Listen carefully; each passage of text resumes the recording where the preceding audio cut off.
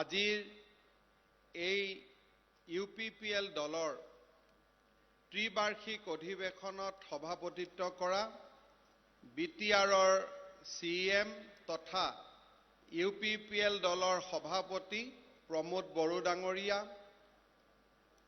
BTRৰ deputy CM Gobinda চন্দ্ৰ বসুমতাৰী ডাঙৰীয়া, অসম চৰকাৰৰ সন্মানীয় মন্ত্ৰী উৰ্খাও গৌৰা ব্ৰহ্ম ডাঙৰীয়া, অসম চৰকাৰৰ সন্মানীয় মন্ত্ৰী অশোক সিংঘাল ডাঙৰীয়া, সাংসদ ৰণগৌৰা নাৰ্জাৰী ডাঙৰীয়া, সন্মানীয় বিধায়ক লৰেন্স ইছলাৰী, আমাৰ মাজত উপস্থিত সন্মানীয় বিধায়ক অজয় ৰয় ডাঙৰীয়া, জিৰণ বসুমতাৰী ডাঙৰীয়া, ফণীধৰ তালুকদাৰ ডাঙৰীয়া, প্ৰাক্তন বিধায়ক কমল সিং নাৰ্জাৰী ডাঙৰীয়া, হেমেন্দ্ৰনাথ ব্ৰহ্ম ডাঙৰীয়া আৰু আজিৰ সভাত উপস্থিত সন্মানীয় বিধায়ক BTRৰ EM MCLA আৰু UPPL দলৰ সন্মানীয় বিষয়ববীয়াসকল,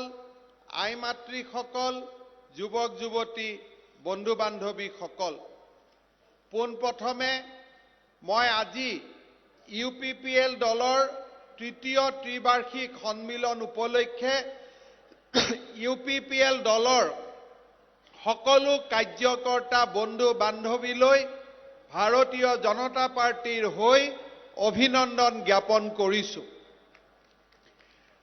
আজি আমাৰ বাবে এটা অত্যন্ত আনন্দৰ দিন। UPPL দলৰ জন্মৰ পিছত এটা সংগ্ৰামৰ পৃষ্ঠভূমিত এটা UPPL দলৰ ৰাজনৈতিক দল হিচাপে জন্ম হৈছিল। এই ৰাজনৈতিক দলটোৱে জন্মৰ কেইটামান বছৰৰ ভিতৰতে BTRৰ শাসনলৈ আহিবলৈ সক্ষম হ'ল। এই দলটোৱে বিধানসভাত প্ৰতিনিধিত্ব কৰিবলৈ সুযোগ পালে, ভাৰতৰ সংসদলৈ যোৱাৰ সৌভাগ্য বুটলিলে আৰু অসম চৰকাৰৰ কেবিনেটত মন্ত্ৰী হিচাপে জনসাধাৰণক সেৱা কৰাৰো গুৰু দায়িত্ব লাভ কৰিলে।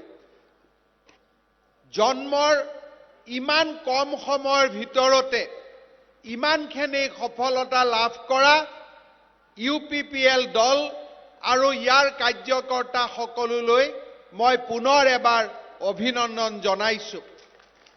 বড়োভূমিলৈ মই যেতিয়াই আহো তেতিয়াই মই অত্যন্ত আনন্দ অনুভৱ কৰোঁ। অঞ্চলটোৰ বৰ্ণাঢ্য সংস্কৃতি আৰু ইয়াৰ জনসাধাৰণৰ ইতিহাসে, সমৃদ্ধ ইতিহাসে মোক সদায়ে মুগ্ধ কৰে। কোকৰাঝাৰৰ চন্দাপাৰাৰ এই জৌগালু পথাৰত আপোনালোকৰ বিপুল উপস্থিতিয়ে দেখা দিয়া উৎসাহ উদ্দীপনাই এই সমগ্ৰ অঞ্চলটোৰ ৰাইজৰ মাজত UPPLৰ জনপ্ৰিয়তা আৰু বিজেপি নেতৃত্বাধীন অসম চৰকাৰৰ কাম-কাজ আৰু UPPL নেতৃত্বাধীন BTR চৰকাৰৰ কাম-কাজৰ প্ৰতি আপোনালোকৰ পূৰ্ণ সহযোগিতাক পুনৰ এবাৰ প্ৰমাণ কৰিছে। মই আপোনালোকক ধন্যবাদ আৰু অভিনন্দন জ্ঞাপন কৰিছো। আজিৰ এই শুভ লগনত মই বড়োভূমিৰ পিতৃস্বৰূপ বডোফা উপেন্দ্ৰনাথ ব্ৰহ্ম ডাঙৰীয়াৰ প্ৰতি গভীৰ শ্ৰদ্ধা নিবেদন কৰিছো। যোৱা অক্টোবৰ মাহত অসম চৰকাৰৰ কেবিনেট বৈঠকৰ বাবে মই যেতিয়া কোকৰাঝাৰলৈ আহিছিলো, তেতিয়া উপেন্দ্ৰনাথ ব্ৰহ্মৰ দতমাস্থিত বাসভৱনলৈ গৈ তেখেতৰ প্ৰতি গভীৰ শ্ৰদ্ধাঞ্জলি আগবঢ়োৱাৰ মোৰ সৌভাগ্য হৈছিল। সেই দিনটোতে বডোফা উপেন্দ্ৰনাথ ব্ৰহ্মৰ জন্মদিনটো সমগ্ৰ ৰাজ্যখনতে ছাত্ৰ দিৱস হিচাপে পালন কৰাৰ সিদ্ধান্তও আমি ৰাইজৰ আগত সদৰি কৰিছিলো। দতমাৰ বৰাগাড়ীত এটি সৰু দুখীয়া পৰিয়ালত জন্মগ্ৰহণ কৰা উপেন্দ্ৰনাথ ব্ৰহ্মৰ জীৱন আমাৰ বাবে প্ৰেৰণাৰ প্ৰতীক আছিল।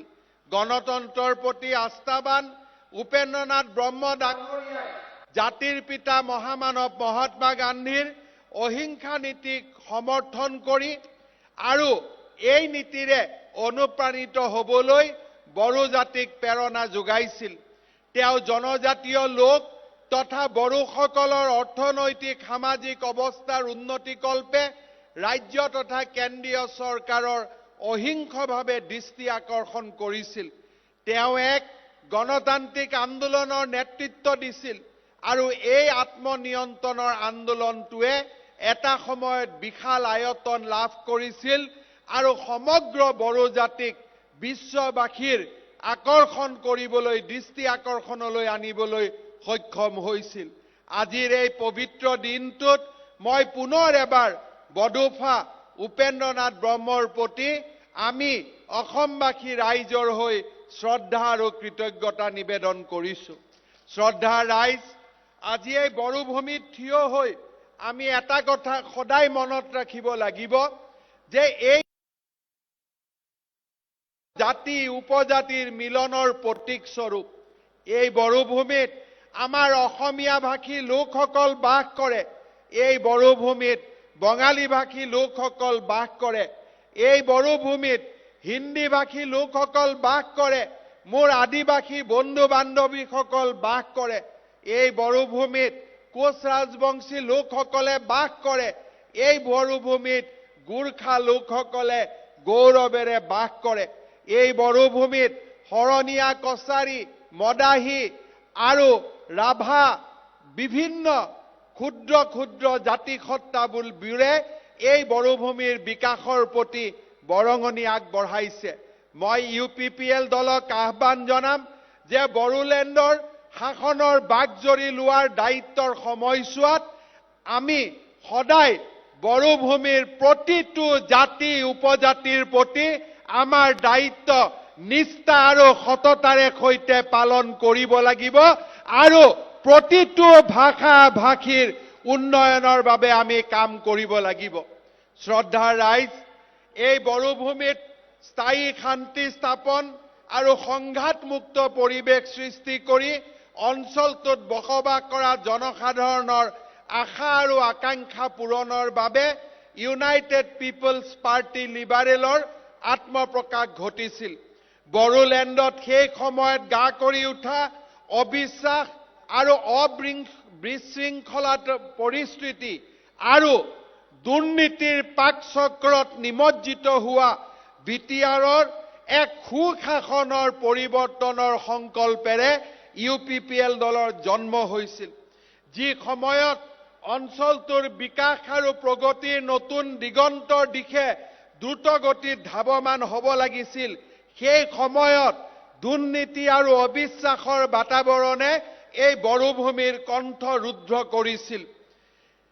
কোনো ভৱিষ্যদৰ্শী নীতি আৰু পদক্ষেপৰ অভাৱে বড়োলেণ্ডত ৰাজহুৱা টকাৰ শ শ কোটি টকাৰ ৰাজহুৱা টকাৰ হৰাট ঘটিছিল। ইয়াৰ পৰিপ্ৰেক্ষিতত জনসাধাৰণে মনে প্ৰাণে এক পৰিৱৰ্তনৰ কামনা কৰিছিল। 2015 চনত সেই পৰিৱৰ্তনৰ সপোন লৈ এই UPPL দলৰ জন্ম হৈছিল। জন্ম লগ্নৰে পৰা অঞ্চলটোৰ জনসাধাৰণৰ এক সামূহিক কণ্ঠৰ বাহক হিচাপে দলটোৱে কাম কৰি আৰ্থ সামাজিক উন্নয়ন, পাৰস্পৰিক সদ্ভাৱ সম্প্ৰীতি বৰ্তাই ৰাখি বিকাশ আৰু প্ৰগতিৰ দিশত আত্মনিয়োগ কৰিছে। শান্তি আৰু উন্নয়নেহে বিকাশ সুনিশ্চিত কৰে। এই পূৰ্বচৰ্ত সৰুগত কৰি কৰ্মক্ষেত্ৰত নামি পৰা দল সংগঠন নতুবা চৰকাৰে কেতিয়াও জনসাধাৰণৰ আস্থা নেহেৰায়। আজি মই অত্যন্ত আনন্দিত যে অকল বিটিআৰৰ নেতৃত্ব লোৱা দল হিচাপেই নহয়, ভাৰতীয় জনতা পাৰ্টিৰ চৰকাৰখনৰ এক মিত্ৰ দল হিচাপে আজি আমাৰ চৰকাৰ গঠন হোৱাৰ পিছৰে পৰা অসমৰ সামগ্ৰিকভাৱে উন্নয়নৰ দিশত UPPL দলৰ কৰ্মকৰ্তাসকলে বৰঙণি আগবঢ়াই আহিছে।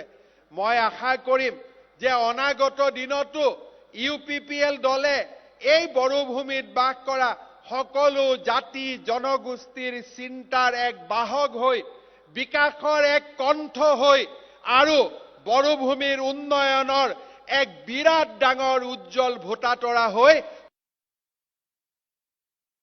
তাৰ বাবে মই UPPL দলক আকৌ এবাৰ শুভেচ্ছা জ্ঞাপন কৰিম। শ্ৰদ্ধাৰ ৰাইজ, বড়োসকল হ'ল আমাৰ অসমৰ প্ৰাচীনতম বুৰঞ্জী সমৃদ্ধ সৰ্ববৃহৎ জনগোষ্ঠী।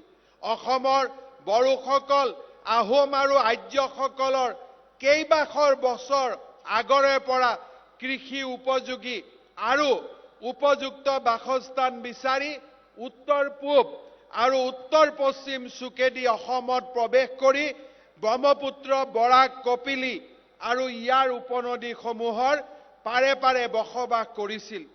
তাৰ প্ৰমাণ বৰ্তমানৰ অসমৰ নদ নদী, জান জুৰি, বিল আৰু ঠাইৰ নামবোৰৰ পৰাই প্ৰমাণিত কৰিব পাৰি। নৃতত্ত্ববিদসকলৰ মতে বড়োসকল আছিল প্ৰাচীন আদিভূমি আছিল তিব্বত আৰু সেই শতিকে তেওঁলোক বৌদ্ধ আছিল। এই বৌদ্ধ শব্দৰ পৰাই বড়ো শব্দৰ উৎপত্তি হৈছিল। এই কথা কোনেও নুই কৰিব নোৱাৰে যে কেইবা হাজাৰ বছৰ পূৰ্বে বড়োসকলে কোনো প্ৰাকৃতিক বা ভৌগোলিক কাৰণত এই অসম নামৰ বিশাল ভূখণ্ডত খিতাপি লৈছিল আৰু এক সুকীয়া সাংস্কৃতিক ভাষিক বৈশিষ্ট্যৰে এই অঞ্চলটোৰ বিভিন্ন ভাষিক সম্প্ৰদায় আৰু বিভিন্ন সাংস্কৃতিক মূলৰ মানৱ প্ৰজাতিৰ লগত পাৰস্পৰিক দিয়া কৰিছিল। যোগিনী তন্ত্ৰত প্ৰাচীন কামৰূপৰ ধৰ্মক কৈৰাতজ বুলি উল্লেখ আছে। নিঃসন্দেহে কিৰাত শব্দই বড়োসকলকে সামৰি লৈছিল। প্ৰাগজ্যোতিষপুৰ, কামৰূপ আৰু পিছলৈ অসম নামে জনাজাত এই ঐতিহাসিক বিশাল ভূখণ্ডত বড়োসকলৰ কেইবাশ বছৰীয়া সাংস্কৃতিক ইতিহাস ঠাহ খাই আছে। এই বিশাল ভূখণ্ডত আহোমসকলে পদাৰ্পণ কৰাৰ কেইবাশ বছৰ আগতেই কিৰাত ফৈদৰ মহিৰাংগ দানৱ, নৰকাসুৰ, বান ৰজা, ভীষ্মক ৰজা, ভগদত্ত, হিড়িম্বাকে আদি কৰি তুলাৰাম সেনাপতিলৈ বিভিন্ন ৰজাই ৰাজত্ব কৰিছিল আৰু বিভিন্ন ৰাজ্যৰ নাম দিছিল। বিভিন্ন আৰ্থ-সামাজিক পৰিঘটনা, মানৰ আক্ৰমণ আৰু পাছলৈ ব্ৰিটিছৰ সাম্ৰাজ্যবাদী আগ্ৰাসন আৰু নানা প্ৰাকৃতিক দুৰ্যোগত পৰি বড়োসকল বিভিন্ন ঠাইত সিঁচৰিত হৈ পৰিছিল। আজি অসমৰ প্ৰতিখন জিলাতেই বড়ো জনগোষ্ঠীৰ লোক বাস কৰে। বড়োসকলৰ নিজস্ব সামাজিক ৰীতি নীতি, ধৰ্মীয় বিধি বিধান, সাজ পোছাক আৰু মাতৃভাষাই তেওঁলোকৰ জাতিগত পৰিচয় দাঙি ধৰাৰ লগতে তেওঁলোকে মানৱ সম্পদৰ অতীত ঐতিহ্যও বহন কৰিছে। আজিৰ এই UPPL দলৰ এই পবিত্ৰ ত্ৰিবাৰ্ষিক অধিৱেশনত মই থিয় হৈ বড়োসকলক নিজৰ ঐতিহ্য, নিজৰ পৰম্পৰা, নিজৰ সাহিত্য, নিজৰ ভাষা আৰু নিজৰ ধৰ্মীয় বিশ্বাসক শক্তিশালী কৰাৰ বাবে মই আহ্বান জনাম। তিব্বত চীনীয় ভাষাগোষ্ঠীৰ তিব্বত বৰ্মী শাখাৰ আটাইতকৈ উল্লেখযোগ্য শাখাটো হৈছে অসম বৰ্মী শাখা। এই শাখাৰ দুটা প্ৰধান ভাগ হৈছে বড়ো নগা আৰু কুকি চীন। বড়ো নগা শাখাৰ ভিতৰত এটা অন্যতম শক্তিশালী ভাষা হৈছে বড়ো ভাষা। বড়োসকলৰ নিকটতম সহোদৰ আৰু প্ৰতিবেশী হিচাপে বসবাস কৰি অহা অসমৰ অন্যান্য ভাষা ভাষীৰ জনগোষ্ঠীসকলৰ সৈতে বড়োসকলৰ সম্পৰ্ক প্ৰাগ ঐতিহাসিক কালৰ পৰাই বৰ্তি আহিছে। সহস্ৰাধিক বছৰ ওচৰা ওচৰিকৈ বসবাস কৰাৰ ফলত বড়োসকলৰ অনুপম সাংস্কৃতিক উপাদানবোৰ অন্যান্য বৃহত্তৰ অসমীয়া সংস্কৃতিৰ আজি অংগীভূত হৈ পৰিছে। বড়ো আৰু অসমীয়া ভাষাৰ ঐতিহাসিক সম্পৰ্ক গঢ়ি উঠিছিল বিভিন্ন আদান প্ৰদানৰ জৰিয়তে। আবহমান কালৰ পৰা সামাজিক জীৱনত এই আদান প্ৰদান অতি নীৰৱে দুইখন সমাজৰ মাজত চলি আছে আৰু চলি থাকিব। বড়োসকলৰ খেৰাই পূজাৰ ভিতৰত আৰু গীতবিলাকৰ মাজতো তদ্ৰুপ লোক সংস্কৃতিৰ উপাদান পোৱা যায়। ভৈয়ামৰ কৃষিজীৱী সম্প্ৰদায়ৰ মাজত সংস্কৃতিৰ একতা আনি দিছিল কৃষিজাত সামগ্ৰীৰ ব্যৱহাৰে। বড়োসকলে নাঙলক নাংগল বোলে। বড়ো আৰু অবড়ো অসমীয়াসকলৰ খেতি-বাতিৰ সঁজুলি, ঘৰ সজাৰ প্ৰণালী, তাঁতশাল আৰু ঘৰুৱা জীৱনৰ মিল পোৱা যায়। বড়ো ভাষাৰ শব্দৰ সম্ভাৰ আৰু সাংস্কৃতিক উপাদানে অসমীয়া সমাজ সংস্কৃতি চহকী কৰাৰ লগতে অসমীয়া ভাষা-ভাষী তথা সংস্কৃতিৰ সাধকেও বড়ো সমাজ সংস্কৃতিলৈ অতুলনীয় বৰঙণি আগবঢ়াইছে। বড়ো জনগোষ্ঠীৰ উত্তৰণত বৰ্তি হোৱা মহান অসমাবেজৰ গৱেষণা সম্পাদন কৰি বড়ো ভাষালৈ ডক্টৰ প্ৰমোদ চন্দ্ৰ ভট্টাচাৰ্যই এক অদ্ভুত বৰঙণি